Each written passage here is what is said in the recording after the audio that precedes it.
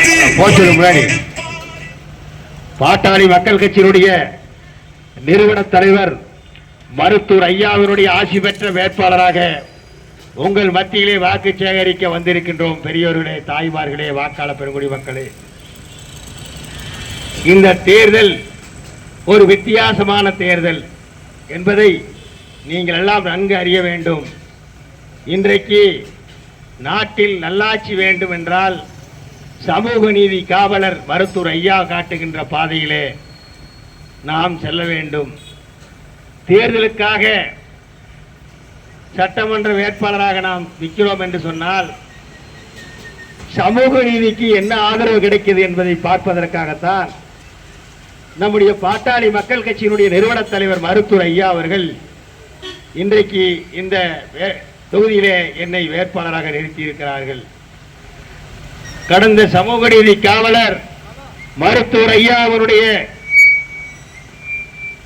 நல்லாசி வேண்டும், அனைத்து சமுதாயங்களுக்கும் இடஒதுக்கீடு வேண்டும் என்று கேட்கின்ற தலைவர் நம்முடைய இனமான காவலர் மருத்துவர் ஐயா அவர்கள்.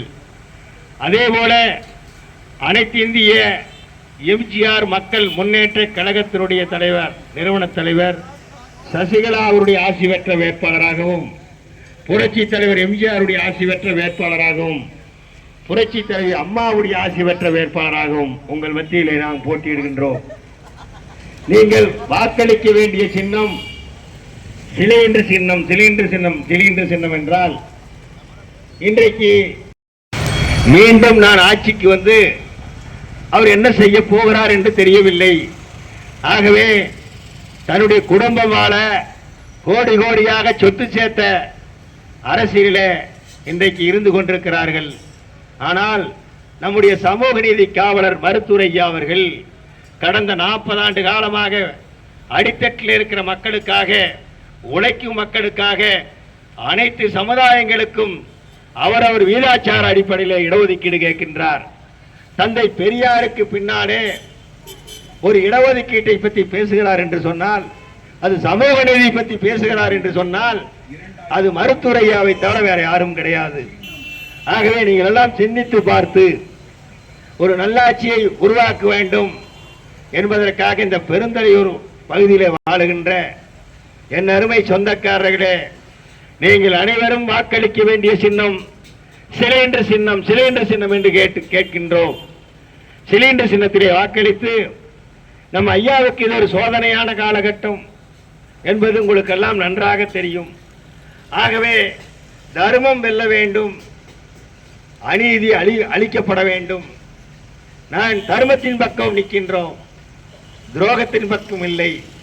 துரோகிகளுக்கு ஒரு முடிவு கட்ட வேண்டும் என்று சொன்னால் இந்த தேர்தலிலே நீங்கள் வாக்களிக்க வேண்டிய சின்னம் சிலிண்டர் சின்னம். சிலிண்டர் சின்னம் என்று உங்கள் மத்தியிலே கேட்டு உங்களிடமிருந்து பிரியா விடைபெறுகிறேன். நன்றி, வணக்கம். பெருந்தலையூர் பகுதியில் பாட்டாளி மக்கள் கட்சியினுடைய நிறுவன தலைவர் மருத்துவர் ஐயா அவருடைய ஆசி பெற்ற வேட்பாளராக இந்த பெருந்தலையூர் பகுதியில் மக்களை சந்தித்து வாக்கு சேகரித்து கொண்டிருக்கின்றோம். இந்த சட்டமன்ற தேர்தலில் மருத்துவர் ஐயாவினுடைய ஆசி பெற்ற வேட்பாளராகவும், செயல் தலைவர் ஸ்ரீகாந்தி அவருடைய ஆசி பெற்ற வேட்பாளராகவும், அனைத்திந்திய எம்ஜிஆர் மக்கள் முன்னேற்ற கழகத்தின் சார்பில் சசிகலா அவர்களுடைய சார்பிலும் இந்த தேர்தலிலே நாங்கள் சமூக நீதியை வென்றெடுப்பதற்காக கூட்டணி அமைத்து வாக்கு சேகரித்து கொண்டிருக்கின்றோம். மக்கள் மத்தியில் மருத்துவர் ஐயா அவர்கள் கடந்த காலங்களிலே நடத்திய பல்வேறு போராட்டங்கள், சிறை சென்றது, 108 ஜாதிகளுக்கு இடஒதுக்கீட்டை எம்பிசி என்று பெற்றுத்தந்ததை மக்கள் மத்தியிலே சொல்லி வாக்கு சேகரித்து கொண்டிருக்கின்றோம். மக்கள் மத்தியில் பெருந்திரளான வரவேற்பு நம்முடைய ஐயா அவர்களுக்கு இருக்கிறது.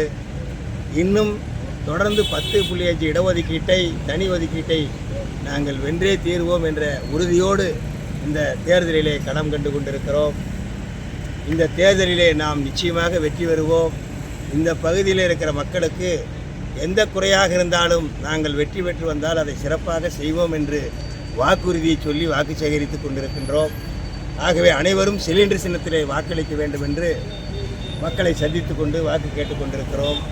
தாய்மார்களுடைய ஆதரவு, பெரியோருடைய ஆதரவு, சிறியோருடைய ஆதரவு, அனைத்து சமுதாயங்களுடைய ஆதரவும் பெருந்திரனாக எங்களுக்கு இருக்கிறது. ஐயா கடந்த காலங்களில் 40 ஆண்டு காலமாக மருத்துவர் ஐயா உழைத்த உழைப்புக்கு நிச்சயமாக இந்த தேர்தலிலே வெற்றி கிடைக்கும். ஐயா தொடர்ந்து போராடி இந்த மக்களுக்கு அவரவர் ஜாதிக்கேற்றவாறு இடஒதுக்கீட்டை பெற்றுத் தருவார் என்று உறுதியாக இந்த நேரத்திலே சொல்லி வாக்கு சேகரித்து கொண்டிருக்கிறோம். ஆனால் எடப்பாடியார் அவங்க சொல்கிறாங்க, சசிகலா அவர்கள் தான் எங்கள் கட்சியில் நாங்கள் தான் அவங்கள சேர்க்க மாட்டோம்னு சொன்னோம். இப்போ நீங்கள் இப்போ துரோகம் செஞ்சுட்டாங்கன்னு சொல்கிறீங்க. இல்லை, அவங்க தான் எங்களுக்கு துரோகம் செஞ்சுட்டாங்கன்னு எடப்பாடியார் சொல்லியிருக்காரு. அவர் துரோகத்தின் மொத்த உருவம் அவர் அப்படி தான் சொல்லுவார். அவர் எப்படி முதலமைச்சரானார்னு இந்த நாட்டு மக்களுக்கே தெரியும். அவர் தான் துரோகம் பண்ணியிருக்கார் அந்த அம்மாவுக்கு. நாம் துரோகம் பண்ண நாங்கள் சொல்கிறோம். பிஜேபியோட கூட்டணி வச்சுருக்காங்க, அதை பற்றி உங்கள் கருத்து? பிஜேபியோட கூட்டணி வச்சுருது அவங்க விருப்பம்.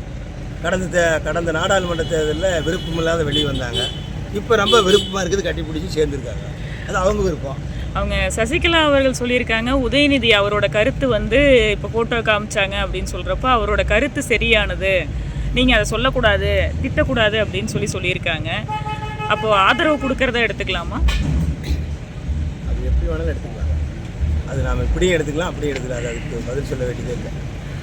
மக்களுக்கு உங்களுடைய செயல்பாடு எந்த அளவுக்கு இருக்குங்க? மக்கள் மத்தியில் ஐயா அவர்கள் கடந்த காலங்களில் போராட்ட காலங்களில் எல்லா சமுதாயங்களுக்கும் இடஒதுக்கீடு வாங்கி கொடுத்துருக்கிறார்.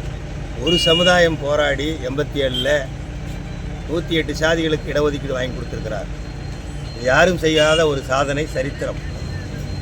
பாமக அப்படின்னா இடஒதுக்கீடு மட்டும்தான் சொல்கிறீங்க, மற்ற செயல்பாடுகள் மக்கள் மனதில் இருக்குன்னு நம்புறீங்களா? மக்கள் மனதில் இருக்கு. அனைத்தும் நாம் செய்கிறோம். அருந்ததி சமுதாயத்துக்கு உள்ளொதுக்கீடு வாங்கி கொடுத்துருக்கிறோம் 3%. முஸ்லீம் சமுதாயத்துக்கு வாங்கி கொடுத்துருக்கார் ஐயா 3% இடஒதுக்கீடு. இப்படி பல்வேறு சமுதாயங்களுக்கும் போராடி பெற்று தந்திருக்கிற இடஒதுக்கீடு என்பது கல்வியில், வேலைவாய்ப்பில் அடித்தட்டில் இருக்கிற மக்கள் மேலே வர வேண்டும் என்பதற்காகத்தான் அந்த இடஒதுக்கீடு.